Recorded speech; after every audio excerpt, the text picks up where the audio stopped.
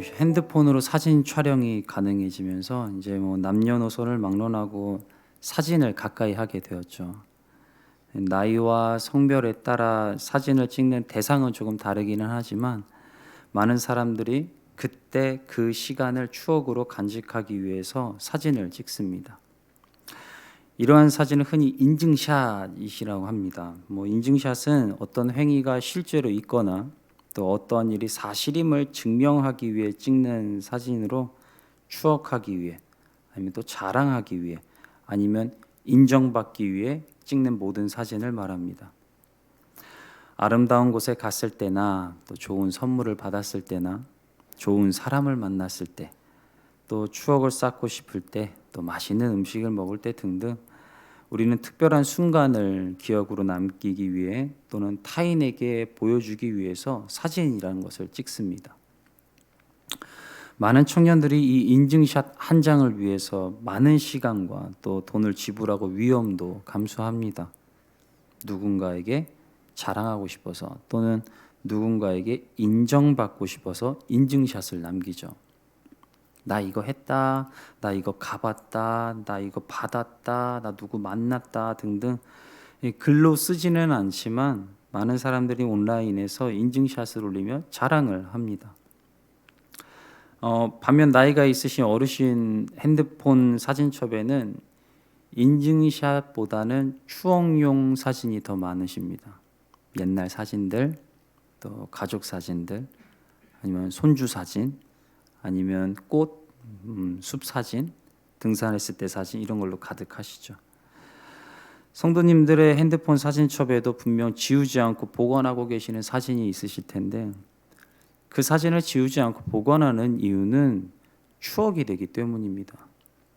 그때의 일을 기억하고 추억하기 위해서 인증샷이 아닌 추억 사진을 갖고 있는 것입니다.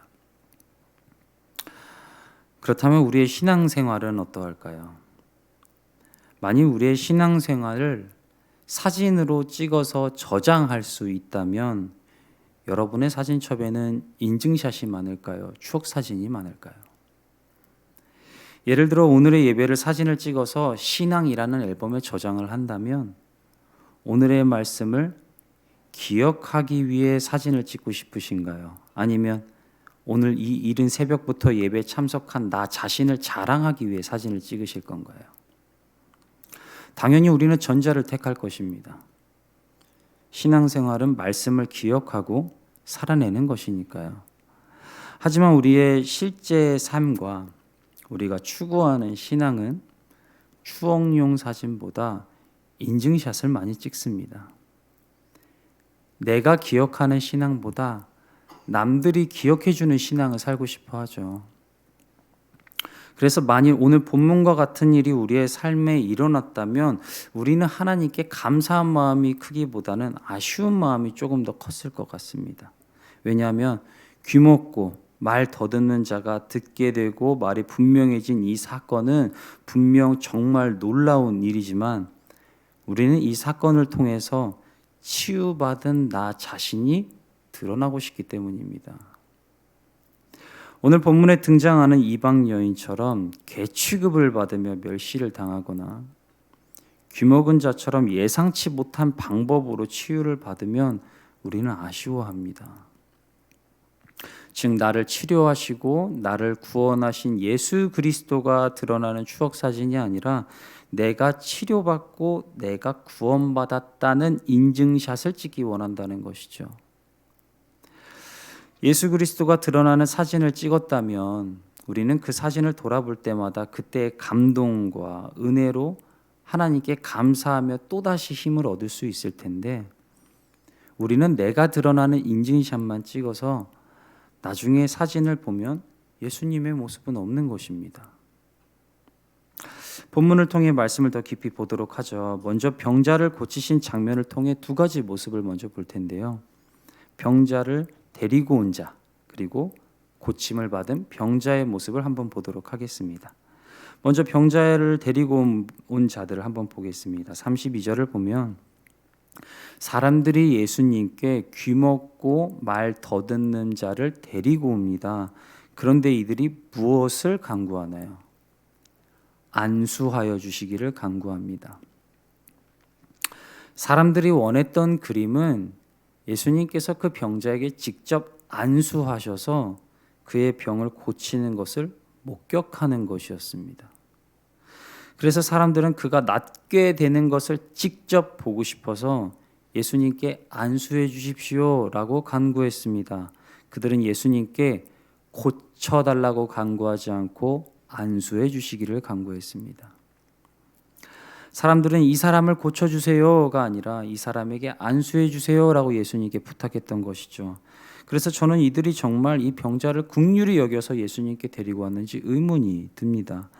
이들은 정말 이 사람을 고쳐주고 싶어서 예수님을 찾아다녔는지, 아니면 병을 고치는 장면을 직접 보고 싶어서, 아니면 정말 예수님이 고치실 수 있는지 의심이 들어서 동네에 있던 병자 하나를 데리고 온 건지 의심이 듭니다.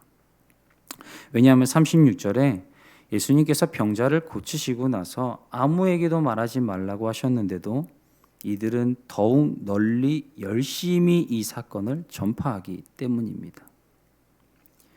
이들은 이 사건을 더 널리 전파한 이유는 단 하나였습니다. 자랑이죠. 비록 병자가 고침받는 과정은 직접 보지 못했지만 그 자리에 자신들이 있었거든요. 그리고 자신들이 데려간 병자가 고침받은 것을 목격했거든요. 결국 그들은 예수님이 병자를 고치셨어가 아니라 예수님이 병자를 고치신 걸 내가 봤어 라고 자랑하고 싶었던 것입니다. 그래서 그들은 예수님의 말씀에 순종하지 않고 이 사건을 더욱 널리 전파하죠. 예수님은 유명해지실수록 사역할 수 있는 범위가 점점 좁아지셨습니다. 바리새인들과 제사장들이 예수님을 죽이고자 더 득달같이 달려들었죠. 그래서 예수님은 고침받은 것을 아무에게도 말하지 말라고 신신당부하십니다. 하지만 이들은 그걸 순종하지 못했습니다. 사람들에게 자랑하며 자신을 드러내고 싶었거든요. 예수님을 위한 순종보다 자신을 드러내는 자랑이 더 좋았던 것입니다. 이번에는 우리가 고침받은 병자의 입장에서 이 사건을 한번 보도록 하겠습니다. 우선 결과만 보면 병자의 귀가 열리고 혀가 풀려 말이 분명해졌다고 합니다. 그런데 이 치유의 과정은 우리가 원하는 그림이 아니죠. 보십시오. 33절에 예수님께서는 그 병자를 따로 데리고 무리를 떠나십니다. 사람들이 볼 수 없게 하신 것이죠. 이러면 병자는 자신이 고침받는 그 감격스러운 장면을 사람들에게 자랑할 수 없게 된 것입니다. 예수님이 사람들 앞에서 딱 안수를 해주셔서 막혔던 귀가 열리고 맺혔던 혀가 풀리는 그 장면을 함께 있던 모든 자들이 보고 놀라며 그 사건의 주인공이 자신이 또 그들에게 축하를 받고 자신의 일로 모든 자들과 기쁨을 나누고 싶었는데 그럴 수 없게 된 것입니다. 설교 시작에 말씀드린 것처럼 인증샷을 못 찍게 된 것이죠. 그런데 설상가상으로 예수님의 치유 방법마저 자신이 원하는 그림이 아니었습니다. 멋있게 안수받고 고침받고 싶었는데 오늘 말씀에서 예수님은 어떻게 치유하시나요? 손가락 양귀에 넣고 침을 뱉어 그 혀에 대시며 에바다 라고 탄식하시자 그의 귀가 열리고 혀가 풀렸습니다. 참 비위생적이고 볼품없는 치유죠. 어디서 누가 어떻게 치유받았냐고 물어봐도 솔직히 대답하기 창피한 부끄러운 방법으로 치유받았습니다. 그래서 말씀 시작에 나눈 것처럼 많은 사람들이 이 놀라운 사건에 감사하지 못하고 늘 아쉬워합니다.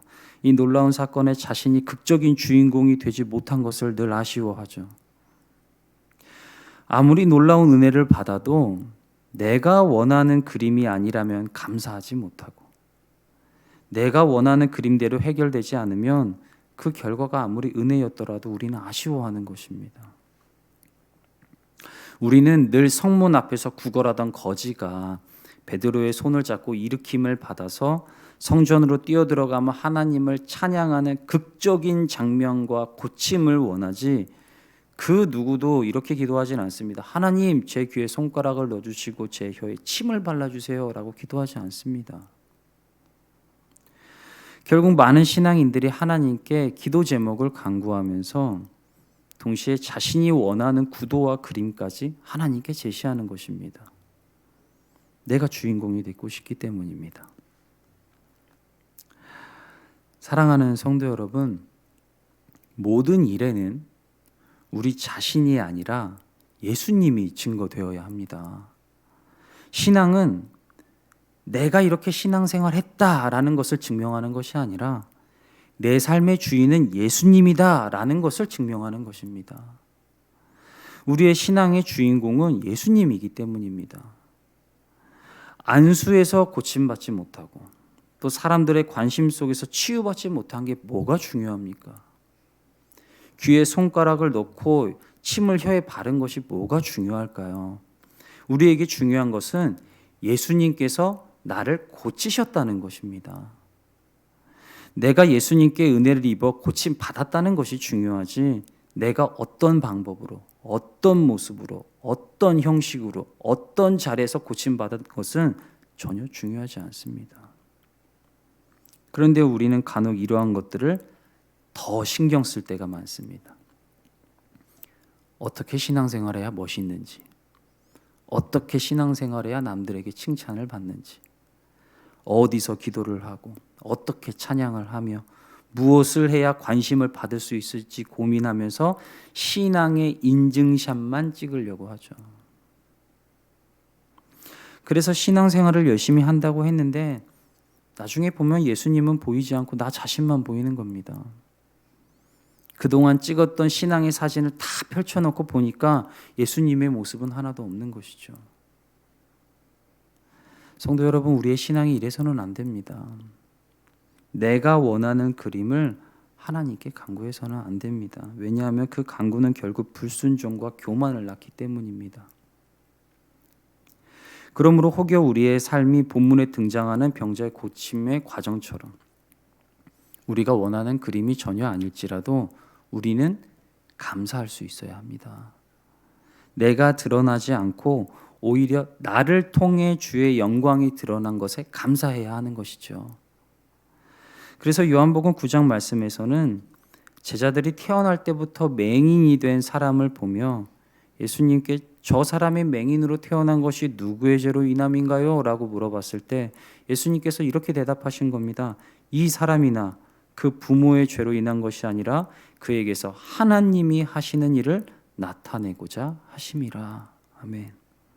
하나님이 하시는 일을 나타내고자 하심이라. 오늘 본문에 등장한 귀가 먹고 말 더듬는 자 그리고 이방 여인은 모두 자신을 드러낼 수 없는 방법과 자리와 방식으로 고침을 받았습니다. 하지만 이 사건으로 인해 무엇이 드러났나요? 하나님의 영광과 예수 그리스도의 이름이 드러났습니다. 성도 여러분, 이것이면 우리에겐 족한 것입니다.